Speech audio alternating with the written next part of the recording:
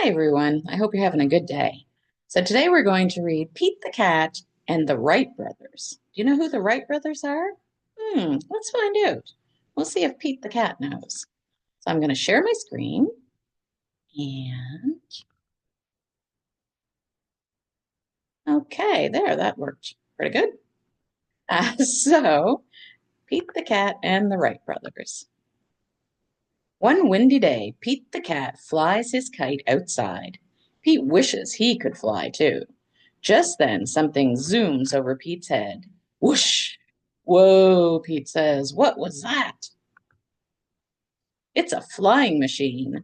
The machine swoops past Pete again and glides down to land on the ground. Two cool cats hop off and Pete waves. Hi, I'm Pete, says Pete. I'm Orv, says one cat. He's Will. We're the Wright brothers.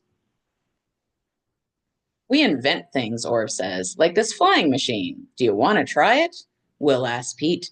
Yes, please, says Pete. He climbs onto the aircraft.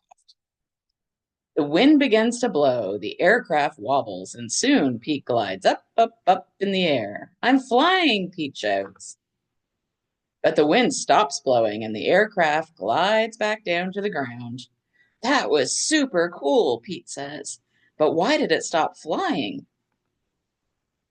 Orv and Will show Pete the drawings for their invention. It works like your kite, Orv says. It uses wind to fly. Pete wants to fly again, but he needs more wind. Aha, says Pete. He knows what to do. Pete runs inside. He returns with a small fan. He plugs it in and turns it on.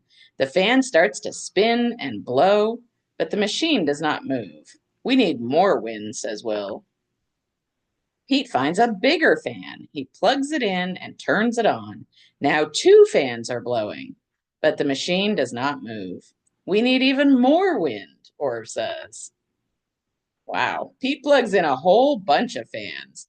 All the fans start to blow at once, but it's still not enough wind. Pete's sad, but Orv and Will are excited. Those fans just gave us a new idea, they say. What if we make a machine that doesn't need wind to fly, Orv says. Orv, Will, and Pete draw new plans. They add spinning parts that look like fans to the aircraft. Now they need a way to make the propellers spin. We can build an engine, Pete says. Together they build an engine. They turn the engine on. It makes the propellers spin. The new machine starts to move, but will it fly? Time to test it out, says Orv. Orv and Will test the machine. It's a little shaky, but it flies. Yay, it works, everyone shouts. Now it's Pete's turn to fly. Then Pete lands the plane in front of the school. Everyone cheers and claps for Pete and the Wright brothers. We did it, the three of them shout. When friends work together, the sky is the limit. I like that. And it tells us about the real Wright brothers, too. It says Wilbur and Orville Wright were real brothers who lived long ago. Electricity wasn't even available everywhere yet. Their interest in flying machines started when they were kids. When they grew up, they began to learn about flying. They visited the library and read all about flying. They studied birds in flight. They learned from other inventors. Then they tried to make their own flying machines. One of their early machines was the Wright glider. It needed wind to fly like a kite, just like in the story.